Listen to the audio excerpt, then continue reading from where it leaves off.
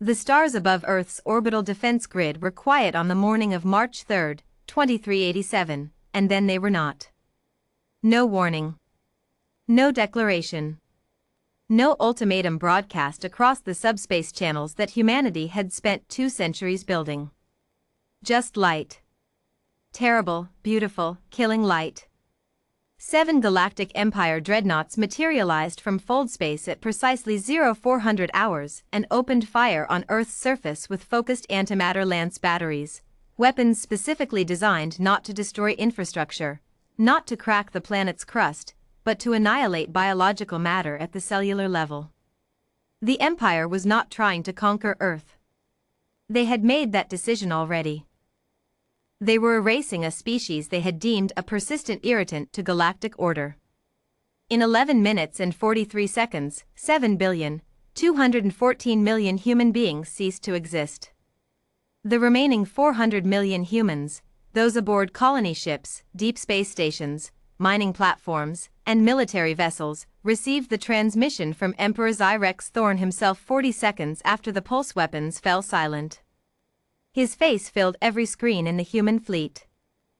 He was tall by galactic standards, his gray-scaled skin catching the blue ambience of his throne room, his 4 amber eyes carrying the particular boredom of someone who has just swatted a fly and wants to confirm it is dead. "People of Earth, former people of Earth," he said, with the cadence of a man reading a shipping manifest. "Your homeworld has been reclassified as a nature preserve under Galactic Imperial Decree 7741. You are the remnant. You have 48 of your hours to cease all military operations and surrender your fleet assets. Resistance will result in the elimination of your remaining population. This is not a negotiation. This is a notification." The transmission ended. For 6 seconds, every human vessel in the galaxy was silent. Admiral Ethan Cross was aboard the UEHF Unbroken when Earth died. He did not scream. He did not weep, not yet. He stood at the tactical display and watched the biometric feeds from Earth flatline, colony by colony, continent by continent, until the entire planetary grid was nothing but gray static. He watched the number climb. 7 billion. He had a daughter on Earth. A sister. His mother, who had turned 81 the previous week and had sent him a voice message joking that she would outlive the whole fleet. He stood there for those 6 seconds. Then he turned to his bridge crew, every one of them white-faced, some trembling, one young sensor officer silently crying without any awareness that she was doing so, and he spoke. "Record this moment," he said. "Every ship in the fleet records this moment. The time, the coordinates, the enemy formation, the weapons signatures. Every piece of data. We do not grieve yet. We document. We will grieve later, and we will do it standing over the ruins of what they built." He opened a fleet-wide channel. "This is Admiral Cross to all UEHF vessels. You have heard Emperor Thorn's ultimatum. I will not insult you by pretending we did not just lose most of our species. We did. 7 billion people are gone. That is a wound that will never fully close." He paused, and when he spoke again, his voice had dropped to something very quiet and very cold. "But 400 million humans are alive right now because they were not on Earth this morning. That means 400 million humans need a reason to keep living. I am giving you one. We are not surrendering. We are not scattering. We are going to make the Galactic Empire understand something it has never had to learn before, what it costs to make humanity angry." He closed the channel and turned to his chief tactical officer. "Get me a full strategic readout on Imperial infrastructure within 6 sectors. Supply lines, shipyard coordinates, fuel depot locations, command relay stations. Everything." "Admiral," the tactical officer said carefully, "our fleet is 47 warships against an empire with 11,000. "I know the numbers," Cross said. "Build me the list anyway." What followed was not a battle. Battles have 2 sides attempting to defeat each other. What followed was a lesson. Admiral Ethan Cross understood something that the Empire's military architects had never accounted for. Humanity had spent 300 years being the weakest spacefaring civilization in the galaxy. They had survived not through superior firepower but through adaptation, improvisation, and a particular talent for making do with whatever was available. The Empire had spent those same 3 centuries growing comfortable with its own supremacy. It had 11,000 warships and had not fought a serious engagement in 60 years. Humanity had 47 warships and absolutely nothing left to lose. Cross did not try to fight the Empire's fleet. He went around it. Operation Retribution launched in 4 simultaneous waves. The first wave hit the Empire's fuel infrastructure. 17 human vessels, running silent on modified fold drives that Imperial sensors weren't calibrated to detect, materialized inside 12 Imperial fuel processing stations across 3 sectors and detonated synchronized antimatter charges. The stations did not explode. They unraveled, the charges specifically designed by human engineers to compromise structural integrity at the molecular bonding level, a technique developed for asteroid mining that had never been weaponized before. 12 stations. Gone in under a minute. 400 warships, suddenly unable to refuel, were recalled from their patrol routes. The second wave was surgical.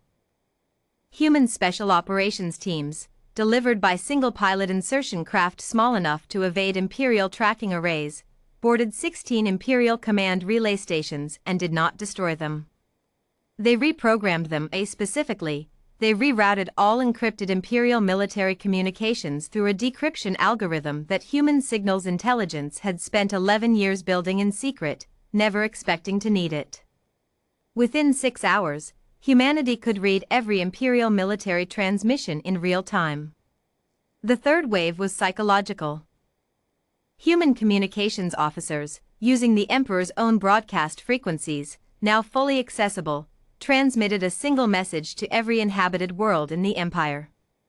It contained no threats. It contained documentation. Medical sensor data, atmospheric readings, biometric feeds from Earth's final 11 minutes and 43 seconds. The number: 7,214,000,000. The species count of every sentient being who had perished. It was translated into all 41 recognized galactic languages and broadcast on loop for 72 hours. 17 worlds within the Empire filed formal protests with the Imperial Senate within a week. 9 of them were worlds that had lost populations to Imperial pacification campaigns in previous decades. They had been waiting for an excuse. The fourth wave was Admiral Cross himself, aboard the Unbroken, leading a strike directly at the Galactic Imperial shipyard at Kareth Prime, the largest ship construction facility in the Empire, responsible for building 1/3 of all Imperial dreadnoughts. He did not bring his full fleet. He brought 9 ships. They did not try to destroy the shipyard. They stole it. A human engineering team had spent the transit time repurposing the docking clamp frequencies. When the Unbroken and her 8 escort vessels arrived at Kareth Prime, they broadcast a signal that locked every vessel in the shipyard's drydock to their moorings and simultaneously transferred administrative control of the station's defense systems to UEHF command codes. The 40 Imperial warships stationed there found their own weapon systems turned against them. It took 22 minutes. Humanity now had a shipyard. And 11 partially completed Imperial dreadnoughts. Emperor Zyrex Thorn did not appear on subspace communications for 4 days after Operation Retribution began. When he finally did, he was no longer bored. "This is an act of terrorism," he said, and his 4 amber eyes were doing something they had apparently not done in a very long time. They were uncertain. The remnant humans are to be considered a Class 1 threat. All Imperial forces are authorized to engage on site. Admiral Cross cut the transmission. He sat in his command chair aboard the Unbroken and looked at the stars, and for the first time since Earth died, he let himself feel it, the grief, the weight, the 7 billion faces he would carry for the rest of his life. He sat with it for a long time.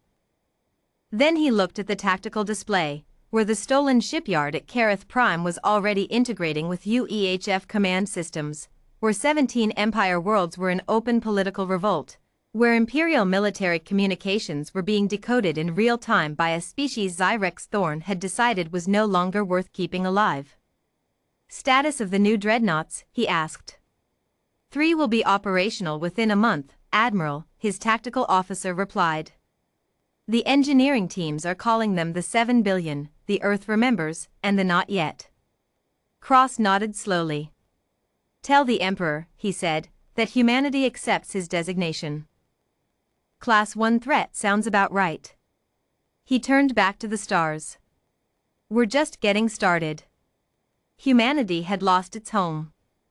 It had not lost itself. And in the long memory of the galaxy, no empire that had ever made that mistake had survived long enough to make it twice.